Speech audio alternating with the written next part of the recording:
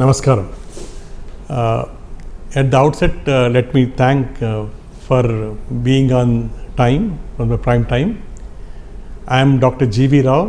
Director and also Chief of Surgical Gastroenterology and Minimally Invasive Surgery at AIG Hospitals and Asian Institute of Gastroenterology.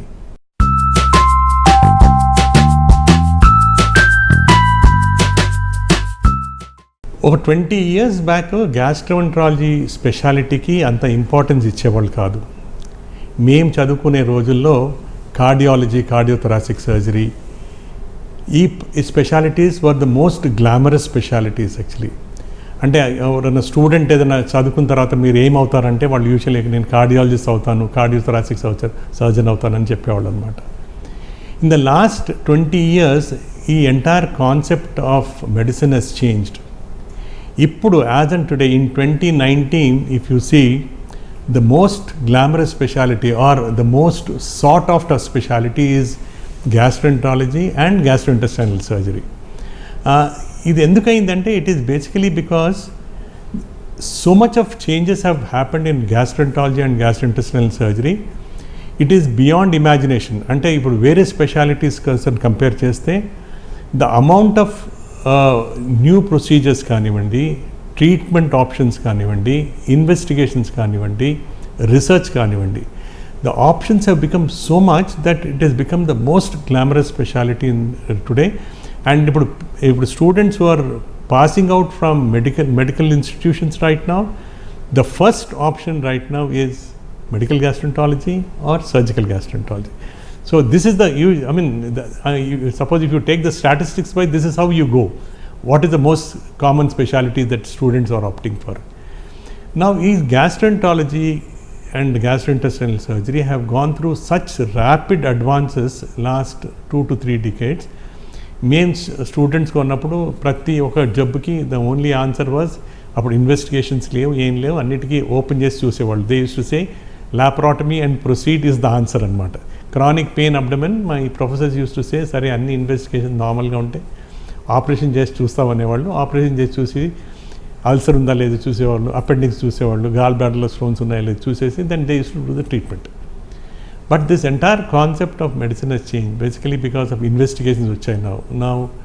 Now the treatment is mostly absolutely precise. Now we have endoscopes, ultrasounds, CT scans, MRI scans, PET scans, nuclear scans. So many investigations are available so that we are able to make a precise diagnosis of the disease right now before we do any intervention. ఇంకోటి ఇంతకుముందు ఏమిటంటే ప్రతి డిజీజ్కి surgery was the only option. But now with advances in specialities, so ప్రతి జబ్బుకి now we have an endoscopic option, a surgical option, a laparoscopic option or a radiology option. So ఇప్పుడు ఉన్న కండిషన్లో it is not mandatory that 20 years back if the patient used to come to me, then I'll say okay, surgery is the only option. But 2019 I cannot say that because there are so many options. పేషెంట్కి best option ఏదో అది చూడాలి. Like in my institution, suppose if we have any disease that comes, it is discussed among all the people. Actually we have a board for every disease. Discuss చేసి we see what is the best option for this patient. Then only we take a decision as to what type of intervention he has to go to. ఎందుకంటే ఇప్పుడు ఇంతకుముందు cancers అంటే example చెప్పాలంటే cancer అనగానే అందరికి operation అని చెప్పేవాళ్ళు. అది బేసికలీ బికాజ్ మనం ఇంతకుముందు క్యాన్సర్స్ కొంచెం అడ్వాన్స్ స్టేజ్లో చూసేవాళ్ళం. కొంచెం అడ్వాన్స్ స్టేజ్లో చూసిన క్యాన్సర్స్కి డెఫినెట్లీ సర్జరీ చేయాల్సింది. కానీ ఇప్పుడు ఈ ఎండోస్కోపీ అవి వచ్చిన తర్వాత we are able to pick up lot of diseases at a very early stage. ఈ ఎర్లీ స్టేజ్ డిజీజెస్కి now we have an endoscopic option and the results of this are as good as surgical option. So ఇంతకుముందులాగా నేను disease diagnose చేయగానే నేను surgery చేసేస్తాననేది ప్రసక్తే రాదమ్మా. The second thing that happened was, one, early క్యాన్సర్స్లో వస్తే now we have an endoscopic option. Now కొంచెం లేట్ క్యాన్సర్స్ వస్తే then we have surgical option. సర్జరీలో కూడా we have option between laparoscopy, robotic surgery. So these are all the things that are developed to decrease the morbidity and mortality of the procedures and also improve the rate at which the patient can come back to normalcy. ఎందుకంటే ఇప్పుడు if you see most of the time if you see families, actually there is one head of the family, and if the head of the family has some problem, if he has to go for surgery, the entire family gets crippled. So the idea is to get this person back to normal life as soon as possible. That is basically possible because of the latest advances that have happened now. Now, because of this, patients are able to get back to their normal activity. ఇంతకుముందు వాళ్ళు operation చేసిన తర్వాత 3 నెలలు rest 4 నెలలు rest అని చెప్పేవాళ్ళు. ఇప్పుడు now at the most there are 2-3 days of rest, and then they are back to normalcy in majority of the patient. So the quality and nature of life has totally changed because of the advances that we have in surgery and endoscopy.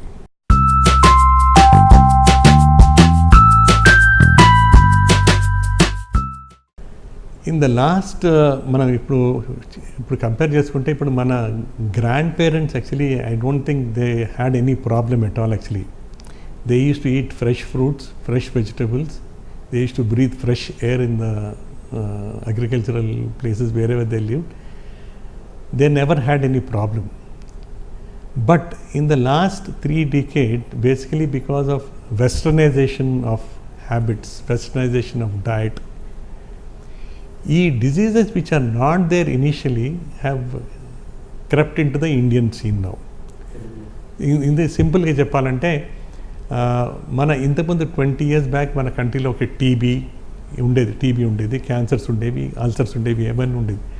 కానీ మనం ఎప్పుడు ఇది ulcerative colitis కానీ, Crohn's disease అని కానీ, ఇట్లాంటి disease ఎప్పుడు చూడలేదు, మనం అసలు చూడలేదు, వినలేదు కూడా. ఇప్పుడు మేము స్టూడెంట్స్గా ఉన్నప్పుడు ఇట్లాంటి ఏమైనా ఎవరైనా డయాగ్నోస్ చేస్తే వాళ్ళు ప్రొఫెసర్లు చెప్పారు, ఇవన్నీ these are diseases of the west, ఇక్కడ మన దగ్గర ఈ డిజీజెస్ ఉండవని చెప్పేవాళ్ళు అనమాట. So but now reverse has happened basically because of westernization of diet. It's not that nenedo not talking against any fast foods, anything of that sort, but any fast foods, junk foods that have come, they are basically not ideal for Indian guts. Okay, if you say that actually Indian, now if current day lo emantarante, now if you see మనకి తెలిసి తెలియకుండా మన బాడీలో there are trillions of microbes that are there in the body. They are good bacteria, bad bacteria. It is basically because of a balance between the good bacteria and the bad bacteria that we are surviving. And bacteria ఏదైతే ఉంటాయో, this microbiome that we have, it varies from different parts of the world. Every part of the world has got their own this thing, depending on the dietary habits, environmental habits. The body gets adjusted to that sort of a microbial environment. So our gut, mana gut, Indian gut is totally different from the Western gut, obviously. Suppose suppose you try to do some food that is not suitable for this, obviously the whole system will go into a disarray, and we get diseases which are not there. So now we see ulcerative colitis, Crohn's disease, which were never there before in the Indian scenario. So most of the things are basically because at the same time, I'm not saying that actually, see, that diet is good for that environment. Mana grandfathers, parents, they used to have pickles, nothing actually, all pachal dinevall haiga, they never had any problem with their gut, they never had any constipation, so they never had any piles, fishless, aim levu. ఇప్పుడు ఏంటంటే, ఇప్పుడు now people started eating protein diet అంటారు. The moment you must have seen umpteen number of the joint ఉంటాయి, fitness centres ఉంటాయి. The moment you go there, they put them on protein diet. They forget about the fibre diet. So the moment you lose the fibre, so their idea is to increase the muscle mass అంటారు. Okay, fine, that's a different concept. Muscle mass increasing is a different concept, but at the same time we should have adequate fibre in there diet. So ఇప్పుడు చూస్తే all these young children who are going to these fitness centers and all, actually they come back and saying, okay, they build up their muscle mass, but they have problem with constipation. The moment they have constipation, they start developing piles, fissures, fistulas, ఇట్లాంటి జబ్బులు వస్తుంటాయి అన్నమాట. So basically then as మనం totally, because we have become westernized right now, lot of influence, అంటే diet కానివ్వండి, dressing pattern కానివ్వండి, the living style కానివ్వండి, it is totally influenced by the western habits. Same thing మనం ఇప్పుడు విలేజ్లోకి వెళ్తే ఇవన్నీ ఏం లేవు, ఈ జబ్బులన్నీ ఏం లేవు. All these are urban diseases actually. Rural ఇండియాలో ఇవి ఏమి ఉండవు అసలు. Ulcerative colitis, go to the any village will not see ulcerative colitis. But whereas if you come to the cities, you start seeing ulcerative colitis కానీ Crohn's disease కానీ. Same thing we've seen actually. India నుంచి there is a lot of studies to show that మన India నుంచి patient now IT people వెళ్తుంటారు అందరు. These people are hale and healthy all these days. They never had any problem. So they go there, change in diet, the whole thing, and then they come back with diseases which they never had, ulcerative colitis, Crohn's disease and all these things. So basically the entire gastrointestinal problems related, one is basically because of change, westernization of diet, preservatives that we use in the diet, and obviously irregular food habits. All these are contributing to the diseases that we see. And also inkoti preserved foods kanivandi ippudu I mean even if you go to any hotels gani, I mean most of the foods are stored, preserved, and even outside foods, whatever food that we get, there some additives added to that, actually preserved foods. All these seem to be causing the diseases and new disease pattern that we are seeing in our country now.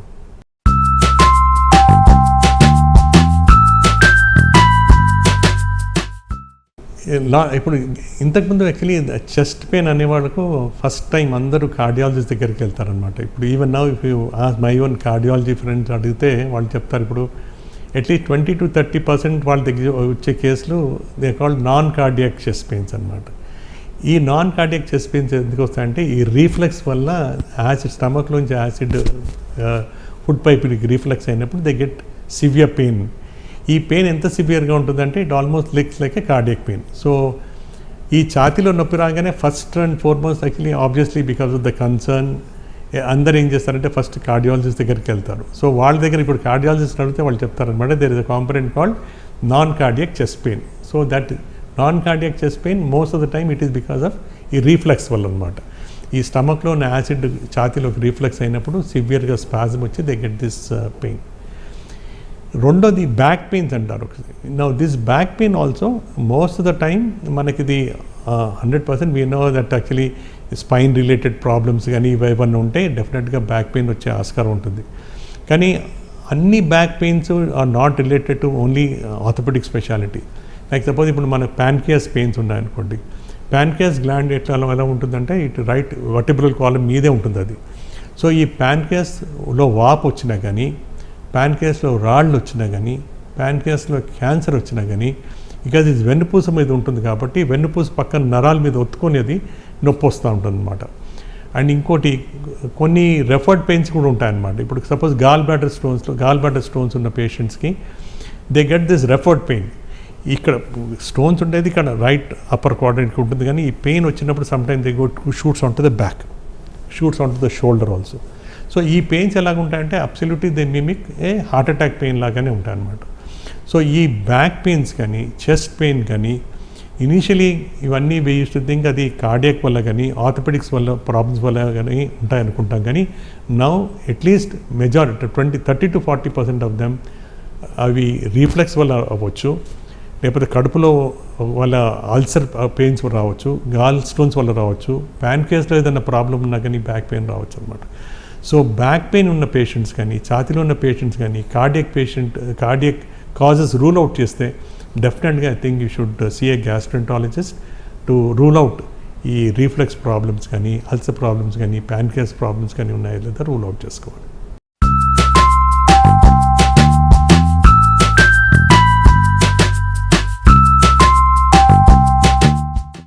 ఈ gastrointestinal ulcers అనేవి ఈ different parts of ఇంటెస్టైన్లో వస్తుంటాయమ్మా. ఇప్పుడు జనరల్గా ఏంటంటే అందరూ gastric ulcers అని అంటారు, కానీ ఈ గ్యాస్ట్రిక్ అల్సర్స్ అని గ్యాస్ట్రోఎంటాలజీకి సంబంధించిన అల్సర్స్ ఓరల్ క్యావిటీ దగ్గర నుంచి, ఫుడ్ పైప్ దగ్గర నుంచి, stomach, small intestine, large intestine ఎక్కడన్నా రావచ్చు ఇవి అల్సర్స్. సో ఈ డిఫరెంట్ ఏరియాస్లో వచ్చే అల్సర్స్ డిఫరెంట్గా ఉంటాయన్నమాట. ఇప్పుడు ఇంతకుముందు ట్రెడిషనల్గా అంటే మనం చెప్పేవాళ్ళం డ్యూడనల్ అల్సర్ అని చెప్పేవాళ్ళం. అంటే ఇది డ్యూడనల్ అల్సర్ అంటే పెప్టిక్ అల్సర్ అనేవాళ్ళం అనమాట. ఈ పెప్టిక్ అల్సర్ అనేది ఇంతకుముందు చాలా కామన్గా ఉండేది. బట్ నౌ ఇంతకుముందు మేము స్టూడెంట్స్గా ఉన్నప్పుడు అయితే మొత్తం లిస్ట్లో అదే ఉండే అనమాట. 15 కేసులు ఉంటే 10 కేసులు డ్యూడనల్ అల్సర్ డిజీజ్ ఫర్ సర్జరీ అని వేసేవాళ్ళు.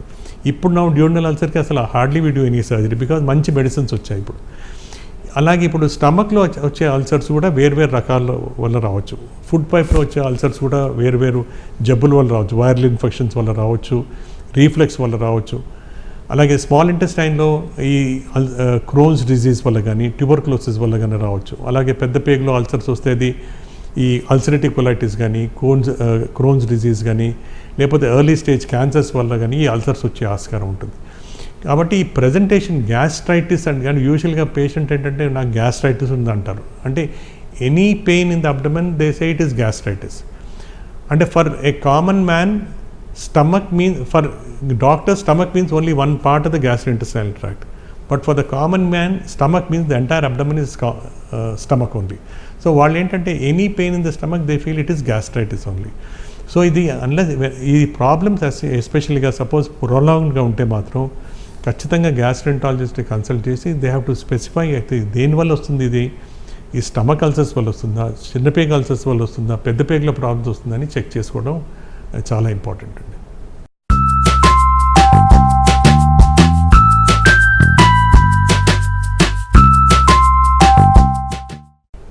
మేము చెప్పినట్టు ఇంతకుముందు ఈ ఎస్పెషలీ ఈ గ్యాస్ట్రైటిస్ కానీ, గ్యాస్ట్రిక్ అల్సర్ కానీ, పెప్టిక్ అల్సర్ డిజీజ్ అనేవాళ్ళం, డ్యూడనల్ అల్సర్ డిజీజ్, ఇంతకుముందు అయితే ఇది వీటి వల్ల ఇప్పుడు నేను చెప్పినట్టు మంచి మెడిసిన్స్ వచ్చాయినా ఈ మెడిసిన్స్ వల్ల కంప్లీట్గా క్యూర్ అయిపోతుంది. కానీ ప్రాబ్లం ఏంటంటే ఇప్పుడు ఈ medicine these are available on the counter, these are called on the counter drugs actually. So doctor prescription లేకుండానే suppose if you go on to the any medical shop, the medical shop person will give the thing actually. ఈ సగం time ఇవి placebo effect ఉంటాయి ఇవి. So people ఏంటంటే over the period of time they get use to the thing. ఈ tablet తీసుకుంటే కానీ నాకు ఇది కడుపులో మంట తగ్గదంటారు, ఈ ట్యాబ్లెట్ తీసుకుంటే కానీ నాకు మోషన్ ఫ్రీ కాదంటారు. So over the period of time doctors prescriptions కంటే సెల్ఫ్ ప్రిస్క్రిప్షన్స్ ఎక్కువ అయిపోతాయి అన్నమాట. So we have seen that actually if you see the sales of this PPIs అంటారు, యాంటాసిడ్స్ కానీ PPIs, more than the doctor prescription actually the patient prescription is more అనమాట. వాళ్ళు వెళ్ళిపోయి అడుగుతారో వాళ్ళు తీసేసుకుంటారు ఇంకా. సో దీనివల్ల ఏమైందంటే నార్మల్గా normally what is required is నార్మల్గా మన స్టమక్లో ఉన్న acid it serve some purpose, మన తినే ఫుడ్లో కొన్ని జర్మ్స్ క్లీన్ చేయడానికి, డైజెషన్కి ఇంపార్టెంట్. ఈ యాంటీ అల్సర్ మెడిసిన్స్ ఏదైతే ఇస్తారో that neutralises the acid completely. ఈ యాసిడ్ న్యూట్రలైజ్ అయినప్పుడు then obviously the purpose for it is there in the human body is gone actually. దానివల్ల we started developing problem like diarrhoeas రావడం. And now especially ఈ PPIs long term వాడితే కొన్ని tumours కూడా వచ్చే ఆస్కారం ఉంటుంది. కాబట్టి any of these things actually ఈ మెడిసిన్స్ ఎస్పెషలీ ఈ ప్యాంటప్రజాల్, రాబిప్రజాల్, ఇసమెప్రజాల్ ఇవన్నీ ఆన్ ద కౌంటర్ డ్రగ్స్, కానీ ఇవన్నీ స్పెసిఫైడ్ పీరియడ్ వరకు వాడడం చాలా necessary, they are important to cure the disease. But అవసరం లేనప్పుడు ప్లసిబో ఎఫెక్ట్ నాకు మంచిగా అనిపిస్తుందని వాడడం ఇలాంటివి మాత్రం చేస్తే మాత్రం లాంగ్ టర్మ్లో they can cause complications, they can cause bacterial overgrowth because the acid is getting neutralise. స్టమక్లో బ్యాక్టీరియా ఓవర్ గ్రో, డయేరియాస్ రావడం, ఇప్పుడు రీసెంట్గా ఈ ట్యూమర్స్ రావడం కూడా జరుగుతుంది. కాబట్టి ఈ ప్రిస్క్రిప్షన్ ఎస్పెషలీ ఈ యాంటాసిడ్ ప్రిపరేషన్స్ కానీ, ఈ పీపీఐ H2 రిసెప్టర్ అంటాగనిస్ట్ అంటారు, ఇవన్నీ డాక్టర్ ప్రిస్క్రిప్షన్ లేనిదే లాంగ్ టర్మ్ వాడటం అంత మంచిది కాదు. మీకు వాడాలనుకుంటే మాత్రం there are other alternative medicines that are available. So తప్పకుండా గ్యాస్ట్రెంటాలజిస్ట్ కానీ సర్జన్స్ కానీ కన్సల్ట్ చేస్తే they will advise you properly so that you can take those medicines and you can avoid these long term complications of these drugs.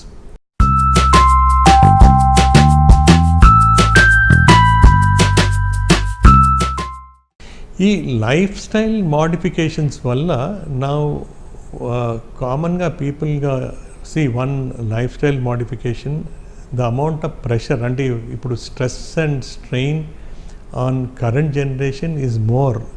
అంటే మన పాత previous generation compare చేస్తే work pressure కానివ్వండి వాళ్ళకి it's very high. So దీనివల్ల they have lot of stress and this stress causes lot of diseases. ఈ stress దీనివల్ల వచ్చే it is not only gastrointestinal, it affects all the system. Like you must have seen ఇప్పుడు current డేలో చూస్తే ఇప్పుడు people at a very young age or having cardiac problems, heart attacks చూస్తుంటాం, cardiac issues చూస్తుంటాం. అలాగే on the gastric side because of this work pressure irregular eating habits, irregular sleeping habits, and westernization of food. దీనివల్ల we see different type, the entire normal milieu of the normal anatomy is disturbed. దానివల్ల they will have these reflux symptoms వల్ల కానీ, diarrheas వల్ల కానీ, ఈ stress వల్ల they develop irritable bowel syndrome అంటారు. Basically because of stress they develop other symptoms related to bowel. Because simple example చెప్పాలంటే, when you have stress, suppose you sitting in front of an examination hall, you going for the interview, you start sweating, you start going to the bathroom frequently. The same effect happens on the intestine also. It produces more acid. Once it produces more acid, they'll have these reflux symptoms. So this stress has got a varied this thing on different parts of the body. And మనం అనుకుంటాం usually only heart మీద ఉంటుంది, దీని మీద, కానీ it has got every part of the body, it has got this thing. The second thing ఇప్పుడు చూసిందంటే, ఇప్పుడు మా ప్రాక్టీస్లో ఈ ఈటింగ్ హ్యాబిట్స్ వల్ల they started developing junk food వల్ల కానీ, ఇప్పుడు now we see more of these patients having fatty livers now. ఇంతకుముందు ఈ ఫ్యాటీ లివర్ చాలా తక్కువ ఉండేది. ఇప్పుడు now the commonest cause of liver damage now after is because of fatty liver now. ఇంతకుముందు లివర్ సిరోసిస్ వచ్చే patient we use to say them hepatitis B వల్ల కానీ, హెపటైటిస్ సి వల్ల కానీ, ఆల్కహాల్ వల్ల కానీ వచ్చేది అనేవాళ్ళం. కామనెస్గా లివర్ డ్యామేజ్ వచ్చి వాడు సిరోసిస్ వస్తే ఫస్ట్ అనేవాళ్ళు, మీరు డ్రింక్స్ తీసుకుంటారా, హెపటైటిస్ బి ఉందా, హెపటైటిస్ సి ఉందా, ఈ క్వశ్చన్స్ ఇవి రూల్ అవుట్ చేస్తారు. బట్ ఇప్పుడు చూస్తే చేంజింగ్ ట్రెండ్ చూస్తే fatty levers are one of the common causes for liver cirrhosis now. That is basically మనకి ఏంటంటే basically because of altered habits, again junk food, high calorie diet that we eat, and they develop this fatty liver. Fatty liver goes into cirrhosis of liver. So now, so the pattern is changing now. So hepatitis C ki now we have complete cure, so that is gone. So alcohol, అది కూడా this has come down. Now commonest cause we say, especially in urban India, what we see is because of this junk food, eating habits, high calorie containing diet, no exercise, they have these fatty livers, and then this goes on to cirrhosis of liver. So this pattern of disease is totally changing. But again, మన ఇది early స్టేజ్లో వీటి చూస్తే వీటి patients counsel చేయడం కానీ, we can detect these are all reversible. మనం ఇప్పుడు సపోజ్ ఫ్యాటీ లివర్ ఉందనుకోండి, దీస్ ఆర్ ఆల్ రివర్సబుల్ మనకి రావు. సో వాళ్ళకి ప్రాపర్ గైడ్ చేస్తే they will be able to take proper diet and proper exercise, they are all reversible now. So అలాగే ఇప్పుడు క్యాన్సర్స్లో కూడా చూస్తే, ఇప్పుడు సర్జికల్ సైడ్, ఇంతకుముందు మేము చూసేదాన్ని స్టేజ్ 3, స్టేజ్ 4లో చూసేవాళ్ళం క్యాన్సర్స్. వాళ్ళు వచ్చే టైంకి ఇంకా హార్డ్లీ చేసేది ఏం లేదు, we cannot do much for this patient. కానీ ఇప్పుడు వచ్చే patient, because of the technology, we're able to detect early stage. So we're able to offer cure, especially for some cancers. You can say that we can offer cure, especially ఈ పెద్ద cancers కానీ, if you seeing at an early stage, surgery, దాని తర్వాత అవసరం ఉంటే chemotherapy ఇస్తే, we can almost say that can give complete cure for some of this cancers right now.